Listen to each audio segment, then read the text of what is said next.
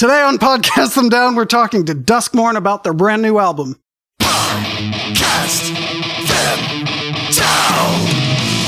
Welcome to Podcast Them Down. I'm Tim Regan from US power metal band Burning Shadows, Fade to Black Metallica tribute, Dual-Violin folk metal band ISENMOR, and recently vacated Graves true zombie metal. Be sure to subscribe, like, or follow. And now, on with the show. Alright, so, like I said, DUSKMOURN, new album. Newer than this one that I'm holding in my hand. I realize it's an audio medium, but I have Legends right here. Which I believe I bought at your first show. Yeah, I think so. I remember that.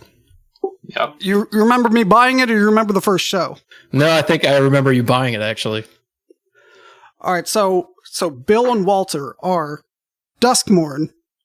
And the music sounds huge, and my memory escapes me. How did you perform live if it's two of you? So we had, at the time, we had a drummer, and we had a fill-in bass player. We still have the fill-in bass player, but, the drummer front is still kind of something that we, have session. Bill plays drums, but I think, we rely on session players for that, for album stuff. Yeah, at least at the moment. That show, man, not to get ahead or anything, but that was something else. There's such a story behind that show. And dude, I want to hear the story. I'd say just go into it, man. So the drummer that we had playing for us at the time, he was from Florida. So we had no rehearsals. Nothing. We flew him up, and then we wanted to get 2 hours of rehearsals in. We were having issues with our backing track because we have a lot of keys and stuff. So we weren't spending time rehearsing. We were spending time fixing the damn backing track. Yep. And that is a very familiar thing for us. Yeah. Oh, it's such a headache, man. Well, for one of us.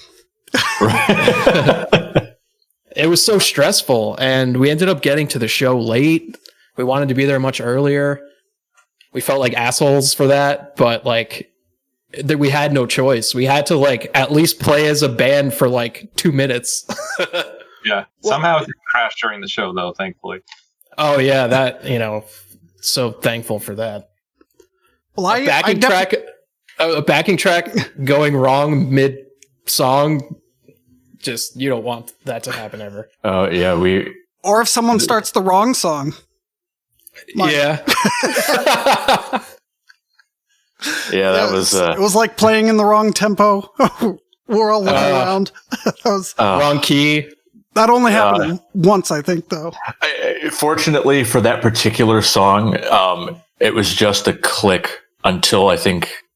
later until the chorus. So we basically started off at the wrong tempo. We had there's a little break in the song, and then I shut the backing track off, and I was like, let's just roll with it. And our drummer picked it back up, and I was like, oh, thank God. Like a ninja. Yeah. Awesome. Well, the show must have been good because I went and bought the CD. I'm very picky about buying CDs because I have too many of them now. It's yeah. No, the show itself, I mean, it ended up going, pretty damn well, all things considering. Yeah. But leading up to that point was just stress city. I think I remember every member of ISENMOR was like, dude, this fucking band is how are we supposed to compete with this band? No way, man. That was an earlier iteration of ISENMOR as well. Oh, so, yeah, we were half the members were different. Yeah, I was gonna say, I was checking out. You guys did playthrough videos or something, COVID style. Yeah, and that was really funny. Your drummer was playing on cups and shit. Oh yeah, that was fantastic. Yeah, he picks up his drum head, and he's obviously living in an apartment or something.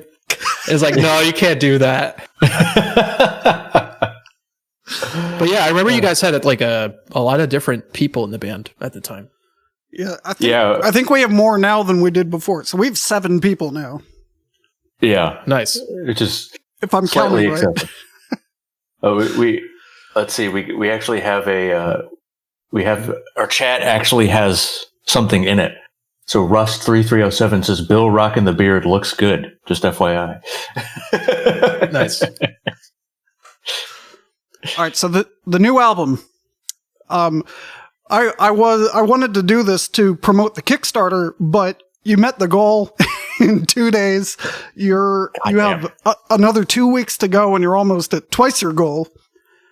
Yeah, that was actually pretty shocking. Good for you guys. Yeah, dude, that's awesome. Yeah, we weren't expecting that like so quickly. So definitely, big thank you to everybody.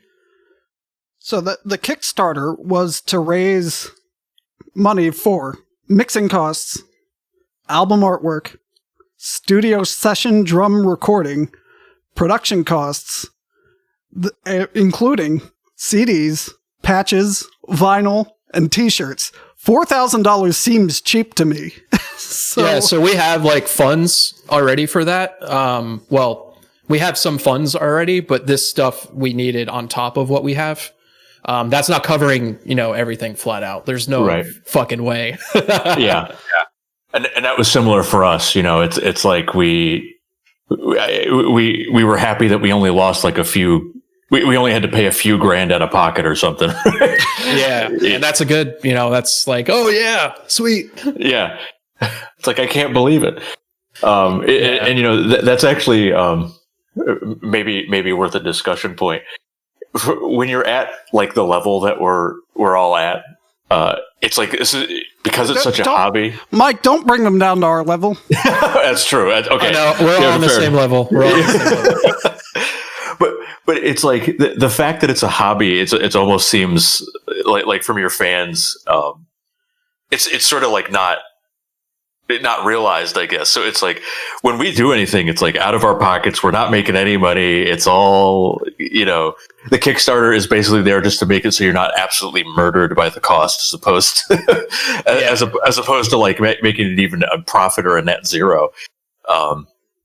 Which is, I think is a good thing to discuss and realize, right? Like, this is just helping you guys keep things going and keep making the music so that it's not just a total monetary loss. Yeah, I think like our goal is always like, it's not to make money, it's to break even. Like have it fund itself is our goal, really, financially, for the band. Yeah. So I think it's the same for ISENMOR. If we ever break even, it's a miracle. Yeah, for sure. And it's like, all kinds of other stuff too, like new gear, repairs, strings, like, all that shit adds up, and that's stuff that's not even mentioned in the Kickstarter. And like with the Kickstarter too, it's so hard to go in and be like, okay, we need $10,000 to do all this, and like put a realistic goal, because it comes off as like greedy or something. Yeah, that's how me and Bill feel. I feel like people don't understand the real cost of a lot of these things, especially when you in particular are using very high quality people for the mixing. I saw the guy who is mixing, and I believe mixed your previous albums, is Christoph Brandis, who worked with Necrophagist. Oh shit. Yeah, it's actually it's funny. It's like that's an interesting pairing. Like DUSKMOURN goes to Necrophagist mixer, but it was more for our fans of the band Finsterforce. I don't know if you've ever heard of them. I was on there too. He mixes those guys, and records them, I believe, too. So yeah, when we first heard, like, I forget which music video it was, but we were just like immediately blown away. Like, wow, like who is this guy? So that's how we found it through a Finsterforce video. Yeah, well, for better or worse, I mixed the ISENMOR album, and I never wanted to hear it again after I was done. It's hard. It's really hard. Yeah. Good for you, dude. That's like a task that me and Bill have talked about. Like, we want to get to there at some point, but like we can make rough mixes. I know. We want to, but do we want to? You know, cramming drums, guitars, violins, clean vocals, screamed vocals, keyboards, and whatever else. You guys also use a lot of flutes, at least on your first album. You know, it is so hard to do that, and listening to this guy's mixes, it sounds flawless and effortless for him. Yeah, I don't know how he So does it's a good choice. Yeah, we do a pre-mixes before we send it off to him. And every time he sends it back to us for the first time, it's like, holy shit, there's so much life in this mix. Like, my mix and Bill's mix, it sounds like wet cardboard. Yeah, pretty much. There's actually, maybe I shouldn't talk about another podcast on our podcast, but there's a... Only if you're starting a podcast war, and then people come listen to us. Oh, nice. Well, okay. Devin Townsend has been doing some light podcast stuff during the quarantine, and he talks about his album Synkestra was the first one that he mixed himself, and how it was so like, he was like, yeah, this was way harder than I thought it was going to be. And is that album has... I'm not super familiar with that album. I'm familiar with Devin, obviously, but like, does it have a ton of keyboards and stuff on it? So I always thought the album sounded not bad. It does sound a little thinner. It is pretty, it's not hugely synth heavy, but it's got some. Because I know his more Devin recent... Townsend mixing thin. Headlines. Diss track. I know his later music has like a ton of stuff going on. Oh yeah, well, I'm somewhat of a Devin Townsend fanboy, so He's great. I can tell you way too much. So another band this guy mixed is called Pessimist, and I was like, no way. Turns out it's not the Pessimist from Baltimore. Okay. I was, and that sent me on a rabbit hole where I was like, I wonder what they're doing. And I found out their last album was something like 20 years ago. I'm like, oh my God. I don't think it was quite that long ago, but I was definitely feeling old for a second. So the drummer is, oh man, I should have looked up how to say his last name. Kevin Paradis. Oh yeah. The drummer. Yep. Is this the same guy who attempted the world record for double pedal speed drumming? Very likely. I'm not sure. Because I Googled him and this video came up. And I couldn't figure out if it was the same guy. He has a YouTube channel that he's very active on. I know him and like, Samus 666. I think they were like, they were talking or something on one video, and so he's a crazy drummer.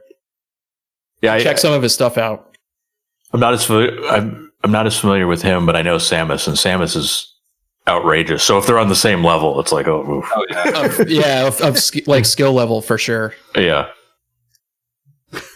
I think Bill found Kevin, and we were just like, this guy's unreal. And some of these probably the same guy then. Probably.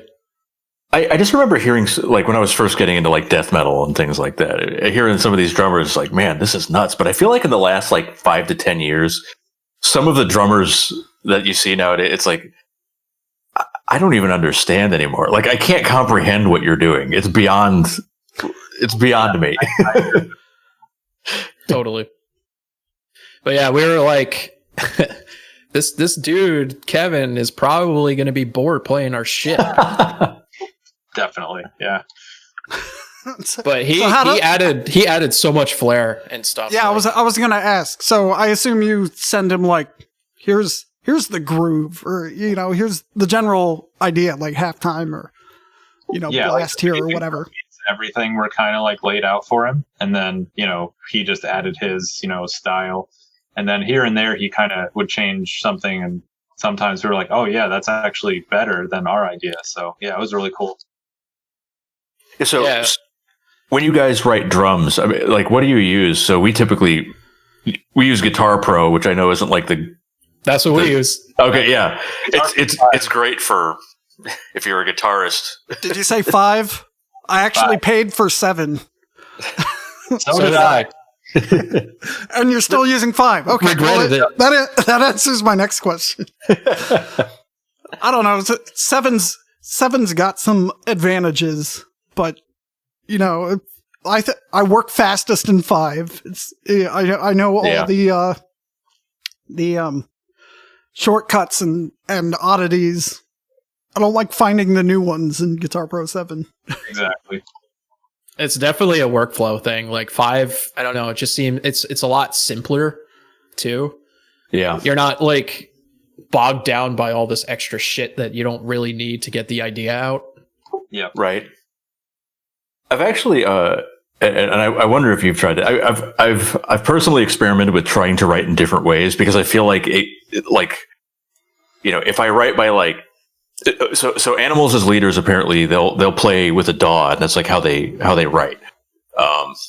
And I used to do that until I joined ISENMOR, and I've been friends with Tim for a long time, and I know he was using Guitar Pro, so I started trying to write in Guitar Pro, and it allows me to analyze things in a different way. But I think the type of music I produce with Guitar Pro is different than when I record it like straight into a DAW. Have you guys ever mess with anything like that while writing for DUSKMOURN? Or that's interesting. So you think like your stuff comes out different when you write it on the DAW? Yeah. So I might make different decisions, and I don't know if it's better or worse, just different. Yeah, it's something Walter and I definitely talked about trying to do. Right. I don't know. Maybe Walter, you have done it a little bit. I've tried, me personally, I've tried writing in Cubase. Mm-hmm. But same kind of concept. So I'll use like Drum Kit from Hell or Easy Drummer. Yep. And kind of lay down find a tempo that I want to write in and then throw in a groove and like write to that. I've tried that approach and obviously the Guitar Pro approach. Right. I think for me personally, Bill does way more of the writing than I do. But when I try and write in Cubase, I think stuff comes out a little more, I don't know, simple. I could understand that. Yeah, like straightforward. Whereas writing in Guitar Pro, I feel like I pay more attention to little details and like start layering. Right. Yep. Which then inspires other shit from the layering. So like, I don't know. I think that's just the way to go for us, at least. No, I totally, yeah. And I think any way you write is so long as it works for you, right? That's great. I think if we were like a punk band, fuck yeah, open up the DAW, just start riffing. Yeah, there you go. But it's like if you can make Guitar Pro 5 sound good and epic with those sounds, then you've got something good. I will say there were a few songs that we wrote that when we finally played them, it was like, oh, this sounds exactly like I wanted it to. This is so great. and that sensation of getting it from like MIDI to actual instrumentation, it's like, dude. Yep. Yeah, there's times like where Bill will write something like on the new album, we have this like vocal choir part that comes in after this kind of like black metal-y Falkenbach type riff. Nice. And then like these choirs come in and it sounded good in Cubase, but after we recorded it and we were listening back to it with like some reverb and some layers, we were like, holy shit. Yeah, we also did 12 tracks for that choir. Nice. Yeah, something like that. It was pretty crazy. That's awesome. That's cool, man. So Still want to figure out how to get more than 9 tracks on Guitar Pro, though. Have you guys figured that out? So Guitar Pro 7, I think, is a little bit better. But so I tend to be, and ISENMOR, I tend to be the one that goes track heavy. And I very frequently run into problems where I've had too many. So at a certain point, like with Guitar Pro 7, if you use like the realistic sound engine and you have too many tracks, it goes to shit real fast. But I would argue it goes to shit once you hit realistic sound engine. yeah, fair enough. But eventually, like once I went to MIDI, it seems like Guitar Pro 7 can handle it a little bit better. But I don't know. So one of the songs that we wrote for ISENMOR was like 17 minutes long. We actually had to split it into 3 files to get Guitar Pro to handle it, and that was in Guitar Pro 5. Wow. And I don't think Guitar Pro 7 is going to be much different. I've got a song now that's like somewhere around 12-ish minutes, and it's like it's struggling. You know, sometimes on Ultimate Guitar you can get like a whole album tab, and the Dream Theater Scenes from a Memory is in 2 files, and Guitar Pro 7 has a hard time with half of that album. So Bill's a Dream Theater fan. Oh yeah. Yeah. No, I think we're still Dream Theater geeks. Cross-reference the Dream Theater episode. Oh yeah. Well, yes, we recorded an episode about Dream Theater. Yeah, it'll be out in, I don't know, at this rate, it'll be out in May. Maybe April. We'll find out. With Guitar Pro, sorry. No, go for it. Go for it. With Guitar Pro, we got creative where like there's the was it mix or effects that you can add. So like you can have one track with like essentially 4 or however many different sounds you want. So you can use one track at different points in the song to have a different sound on it. Nice. That's how we try and get around 9 tracks only. But then that's a struggle when you're importing the MIDI into your DAW. You got to get rid of all the program changes. Oh yeah. Figure out what instrument is what when. Yeah, exactly. Oh jeez. You can if you use Reaper, you can use so for one of our bands we have like a light show. We have a light show encoded in MIDI that can then be converted via some hardware box to DMX. But I actually use some Reaper plugin to like fuck with the MIDI so that it like changes this. So what's actually being pushed out via MIDI is not what's actually written in the DAW. So you might be able to use that to like, clobber away things that you don't want. True. Yeah. I mean, that makes sense. What I have to do in Cubase is I just have to go into the MIDI data and there's a whole list of shit. Mm-hmm. And I just delete all the shit and leave the notes. Right. And then duplicate tracks and then, add whatever, use that for whatever sound. Yeah, I gotcha. That makes sense. I'm sure there's something equivalent in Cubase. It might help, but I don't know. Yeah. I think we like Cubase. Reaper's cool too. I tried using it. I don't know, something about Cubase. I used to use Cubase, and honestly, when I was in college, or I don't know, soon after college, I went for something cheap because I wasn't sure if I was going to keep doing this, and now I'm just used to the workflow. But Cubase was good when I was younger and I wasn't paying for it, and I should have been paying for it, but I didn't. I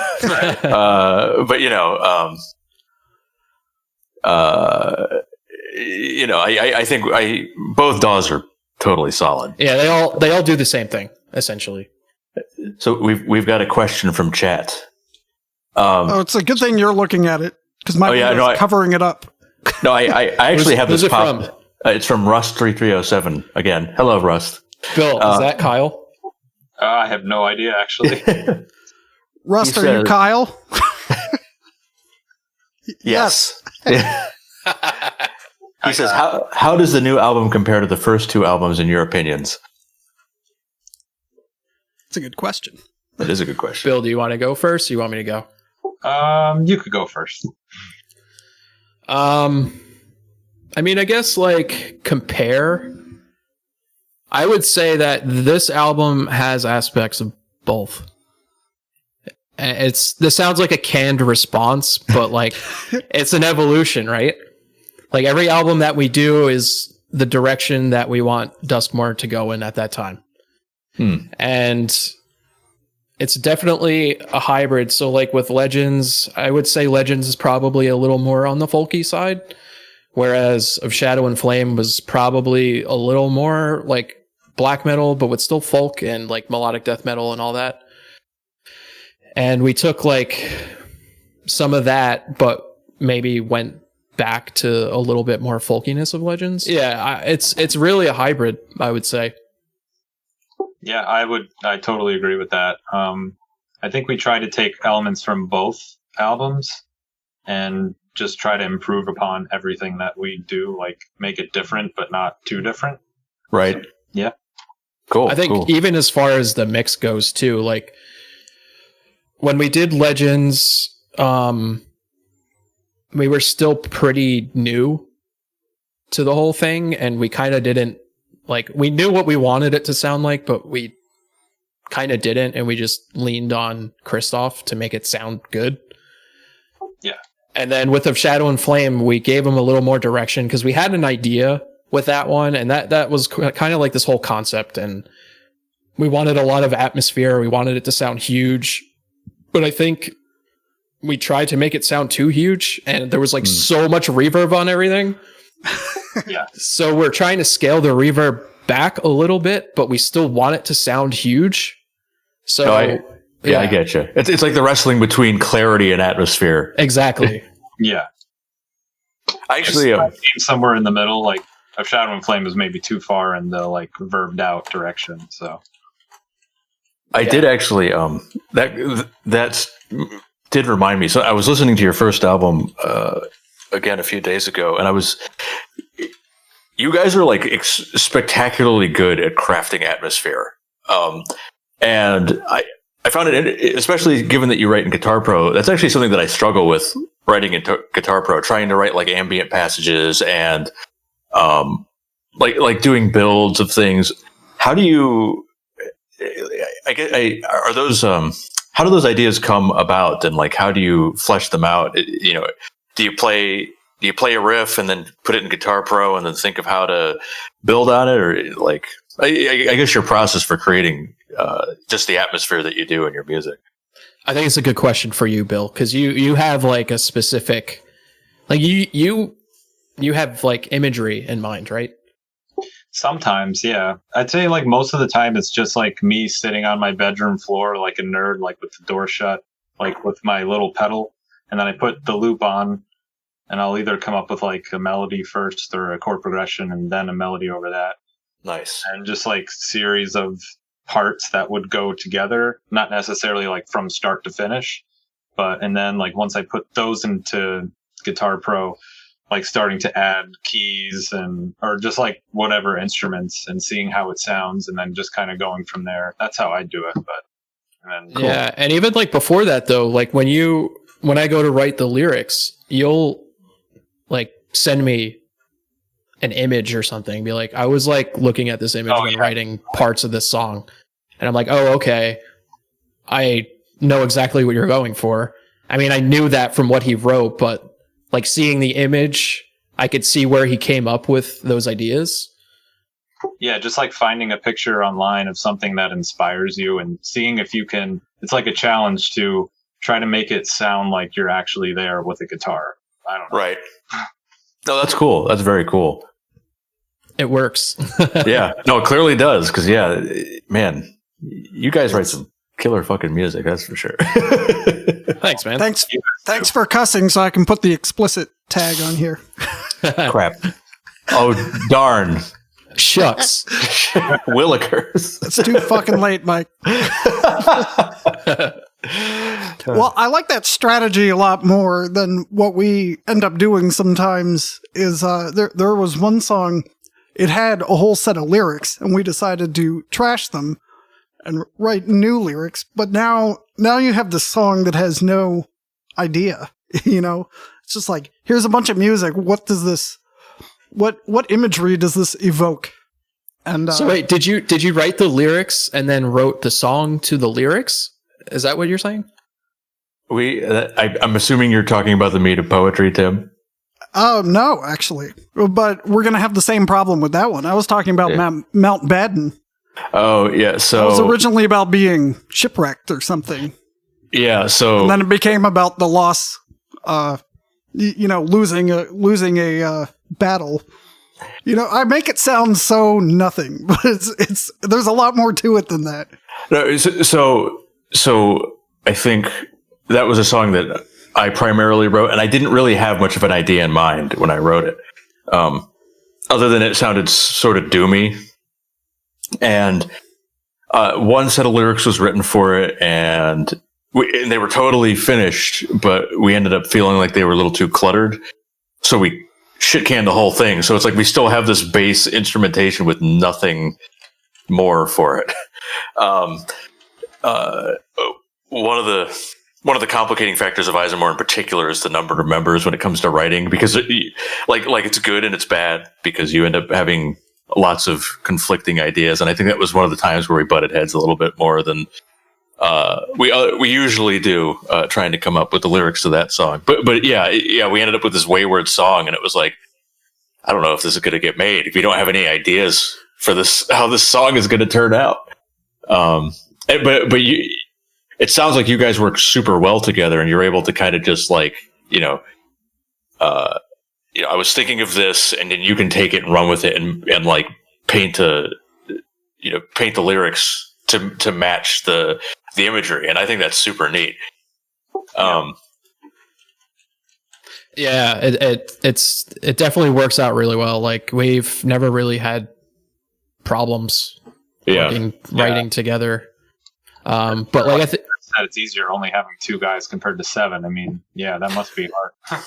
It's just a little hard. It's not too bad. We're generally pretty on the same page, but yeah, how it gets sometimes. Yeah, I think for the most part too, like Bill, like we'll kind of write songs separately, because we live like 2.5, 3 hours apart from each other. So like getting together to write is kind of like ahead of the question. I saw the Pennsylvania / New Jersey thing, and I was assuming it was like Philly versus Camden. No, it's Scranton versus Central New Jersey, Matawan. Oh, nice. If you are from New Jersey, you'll probably wince at me saying Central, because some people say there's no such thing as Central. There's only North and South. That's a whole nother debate. Fucking Jersey, man. I'd ask what exit, but I don't want to get hit. 120 off the Parkway. Oh, fancy. Well, actually 117 now. I moved.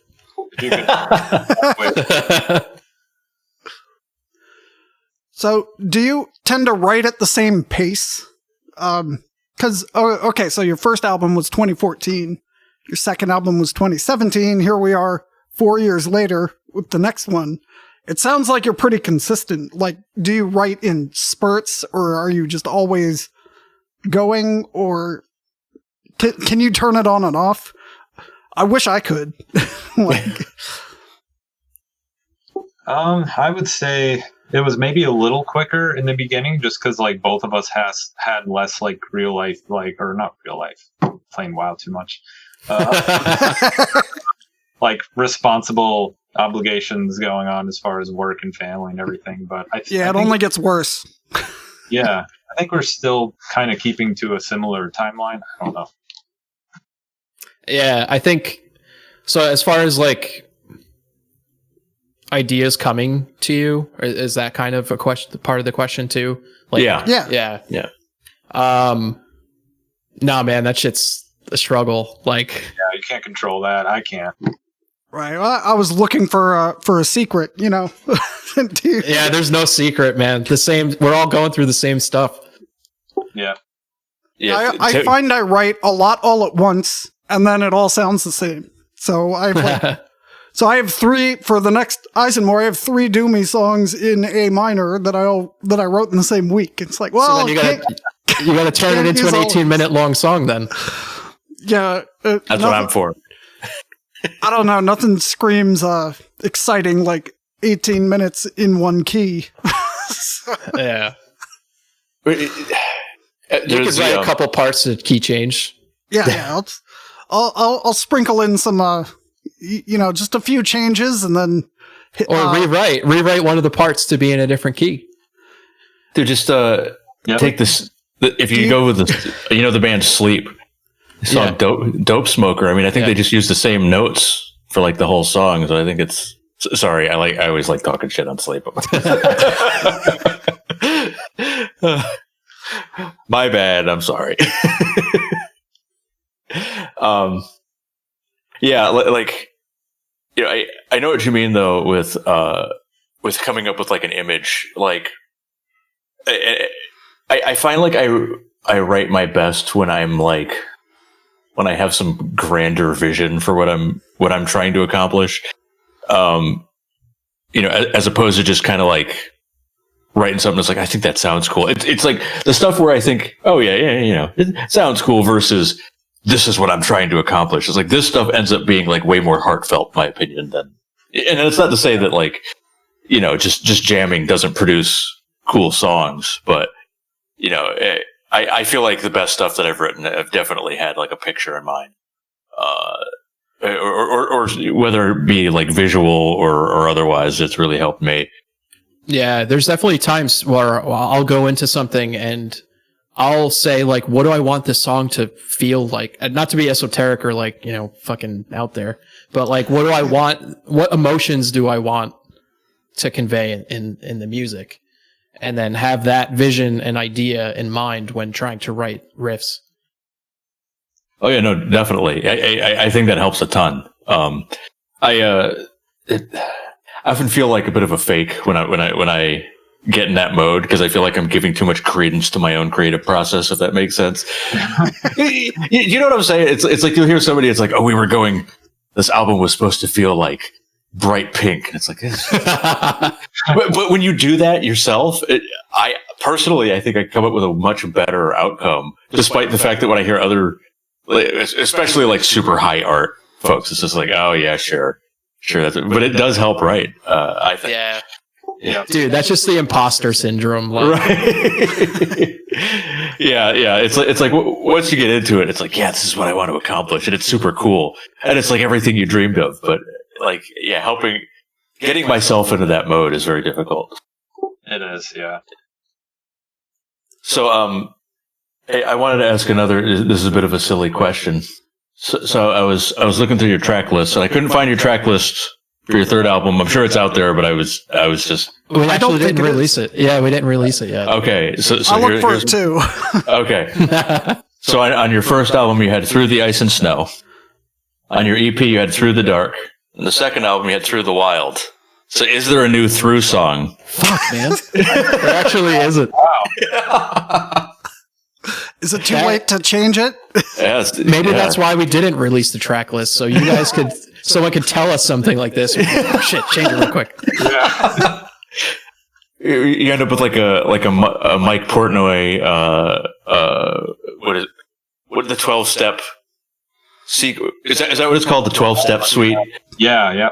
We have like the Through suite. I think it's a good idea. Yeah, no, that's actually a really good idea, and I wish we capitalized on that. Not too late. It's not too late, exactly. Let's see. So, sorry, I was just going through the track list just to make sure, because I forgot. Yeah, I was thinking about it too. I'm like, shit, I forget. We're going to continue talking to DUSKMOURN about their third album, Fallen Kings and Rusted Crowns, on next week's episode of Podcast Them Down. In the meantime, support their Kickstarter, check out their Bandcamp page, follow them on all the socials. Thanks for listening. Thanks for listening to Podcast Them Down. You can find Burning Shadows, ISENMOR, and Recently Vacated Graves on Bandcamp, as well as Facebook, along with Fade to Black Metallica Tribute and Podcast Them Down itself. Until next time, keep it metal.